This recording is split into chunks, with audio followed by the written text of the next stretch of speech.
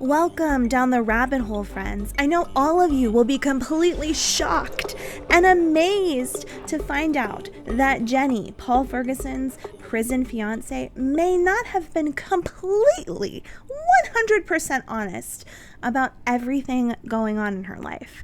Maybe she has been. I mean, from her perspective, from her point of view, maybe she is being honest. But there's a lot of people on the Shonda Vander Ark Reddit page who are going off the chain, questioning what is up with Jenny. Allegedly, they've tracked her down. Allegedly, some of the pictures I've shown are of Jenny. I've done my best to block out her face, and Jenny is not her real name. You would really have to go down a deep, dark rabbit hole to find out who she really is. You can always check out the Reddit page. I think they're still trying to protect her identity there, and I'm trying to protect her identity here in certain ways.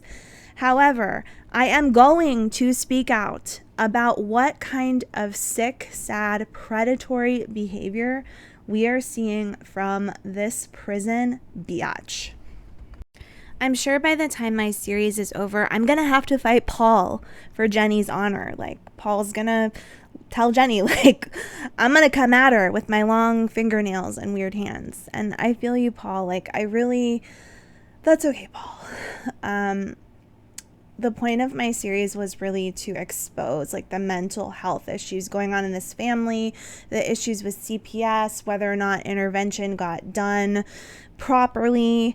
And it's kind of taken me down a rabbit hole. I'm still going to discuss all that stuff, but it's kind of taken me down a rabbit hole of like what is going on with this prison, like harem that attaches themselves to these men and or women and just kind of like uses this as some sort of fun gameplay. I mean, I already saw it in the Grant Amato case. If you guys didn't watch my videos about that, like, you really should watch it because it is a stunning portrayal of what people are doing in prison.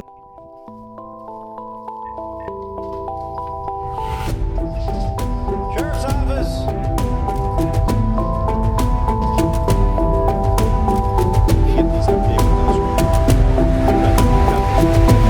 Tell me what happened. I don't know what happened. Grant Amato, he was locked up and put in jail for killing his entire family for a cam girl model. And as soon as he got back in prison, he used his iPad to find another such person to start a crazy prison relationship with. And that's what he's been doing for the past 7 years in prison. There's a whole new documentary out about it. You should go take a look over on Amazon Prime. But, the point being that we're seeing something very similar happening with Paul Ferguson. And I do believe that this is a young man who has severe mental health issues. Autism, I believe he's on the autism spectrum. I've argued that a little bit. I'll be arguing it in more detail in the future. But I also believe, you can be neurotypical or neurodivergent and still on all sides of the spectrum have other mental health issues. Like, do we see sociopathic features in Paul? Yes. He can have autism and, also show some of those mental health problems as well. And now we have an older woman attaching herself to him and kind of perpetuating and upholding these incorrect beliefs about the world around him. What she is doing with Paul is unhealthy for him. It's unhealthy for herself and whatever family she has out there. And it's just an insane situation. Let's take a look at what people on Reddit are saying all about this. Okay, so some of my own subscribers are starting to speak out about me covering this case and what's going on with this fiance. This subscriber says, regarding the fiance, this woman is playing Paul, making a fool of him. I'll bet she's recording all these calls too. This is entertainment for her, but she's going to benefit from it somehow in the end. And he's going to be really devastated when she tells him, haha, gotcha. I think a lot of people are feeling that way. I've seen this all over the Reddit as well. I do think there's an overall feeling of like, too bad, so sad. Paul is a murderer. Paul did horrible things. But I have a lot of other feelings about it. Like I said before, like I really don't want to hear that this is even happening in the first place, that he's even like living this kind of life in prison as his punishment. Like just sexting with this woman all day is crazy. He's definitely getting something out of it, that's for sure. Okay, here's Ivana, my long-time subscriber and moderator, and she says, this is really disturbing. Jenny is disgusting, and why the hell is this even allowed in prison? Ivana's from Canada, so I'm sure they have very different rules there than we have here. Aren't these calls recorded? Why the hell are sex calls allowed in prison? Ivana, you're the best. Jenny needs to be banned from calling Paul. Something is so wrong with her. So people who are responsible for a death can sit on an iPad all day and still have phone sex all day. I love you, Ivana. You took the words right out of my mouth.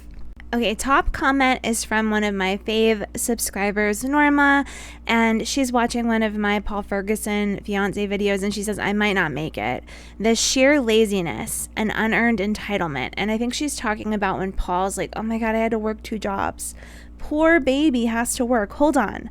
Let me shred my hanky for the poor soul. I warned ya. Sorry, it's a Gen X thing. I'm here for the duration. So she's saying she'll still check out the video. Thank you, Norma.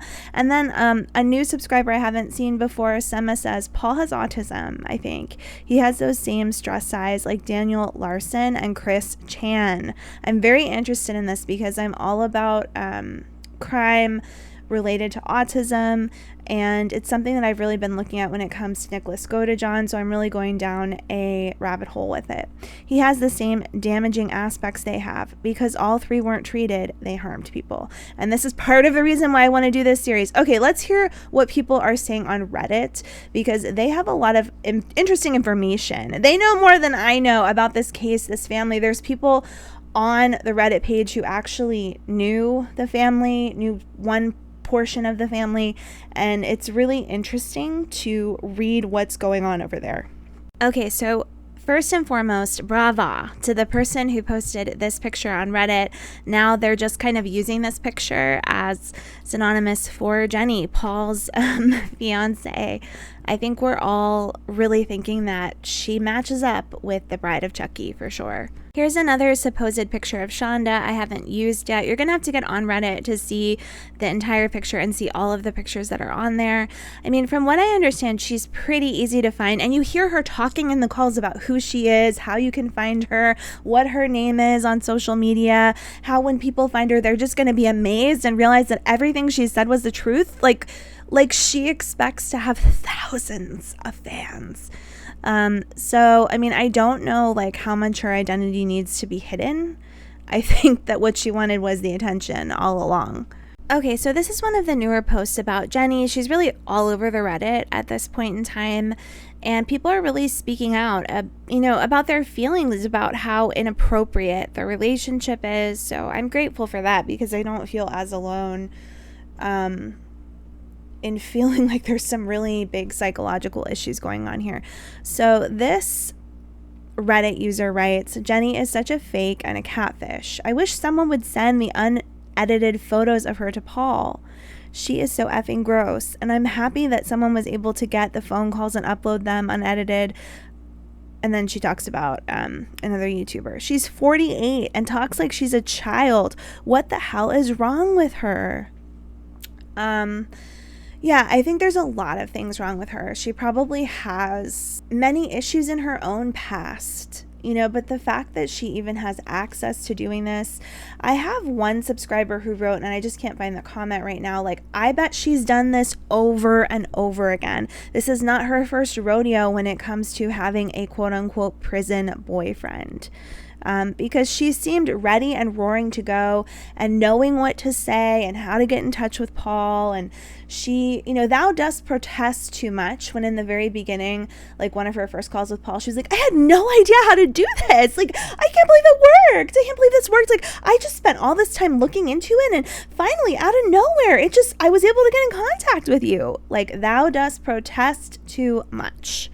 And I just love what this Reddit user had to say about it. She says, I'm a 49-year-old woman, and I don't know a single woman my age that acts like her. Jenny.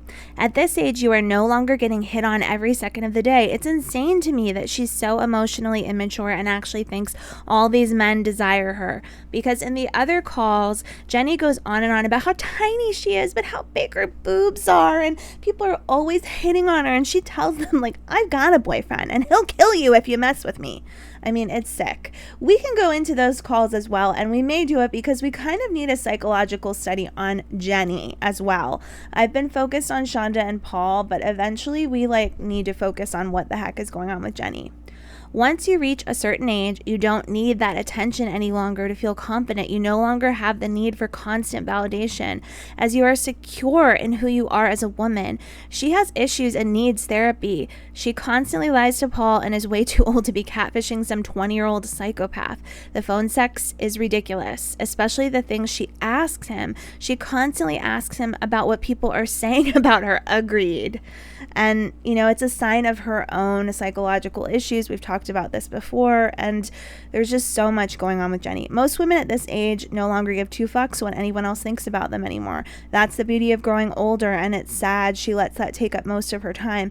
She really is a sad person. This little 10 minutes of fame is not worth making yourself a joke. And one of the big issues I have with this is that Jenny does talk about having a daughter in some of these phone calls, and she even makes statements like, my daughter's jealous because I'm so tiny and skinny and, she's a little overweight or something. I mean, it's just, that's sick.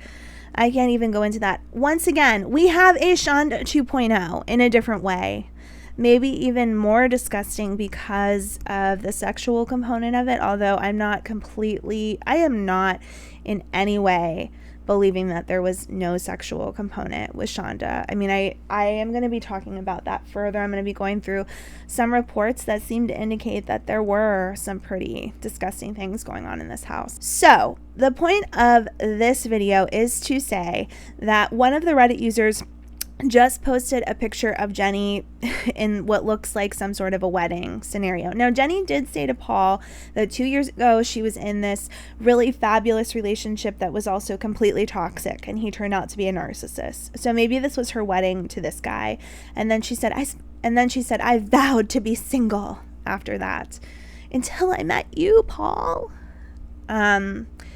So I don't know for sure everything that's going on with this. I just wanted to bring it to your attention that there are a lot of people out there who aren't going to be tricked by what's going on here. Of course, Paul is going to be tricked. I've said it before and I'll say it again. He is not on the level of a normal 20-year-old. And unfortunately, that wasn't recognized by the court. I'm not saying that the court shouldn't have still given him the sentence that they did. That's a whole other issue. But if it at least would have been recognized that this person probably needs an autism diagnosis, he could get some accommodations and some additional help in prison, potentially, depending upon the prison system. And the fact that he didn't get the diagnosis, I think, is a real shame. So I'd love to hear what you have to say below. I'll continue following this because Jenny is an interesting case study within herself. Thank you so much for joining me here today. Tomorrow I have another video coming out. It's specifically going to be about phone calls between Paul Ferguson and his stepmom Trish. And then I'm going to take a look at a lot of the interviews which were done with Paul and Timothy's teachers, social workers, and just kind of taking a look at Paul's relationship to his stepmom and to people around him and the ways in which all of the kids were kind of failed, but Paul was failed as well. Of course, every day as I look through all of this evidence, all of the research that's been done about this case, I come across something that makes me incredibly sad to the point of being in tears about Timothy Ferguson.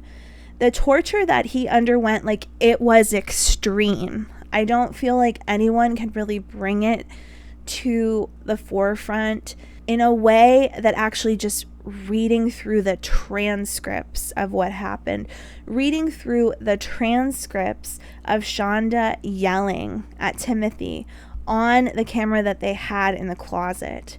Just reading that one transcript was so disgusting for me. It helped me to realize what Timothy's life was every day in the care of Shonda. And because of this, I think it's even more important to fully dissect what happened here, to take a look at the ways in which so many of these people are victims, but many of them are also perpetrators. So I hope you'll join me again tomorrow as we head down another rabbit hole.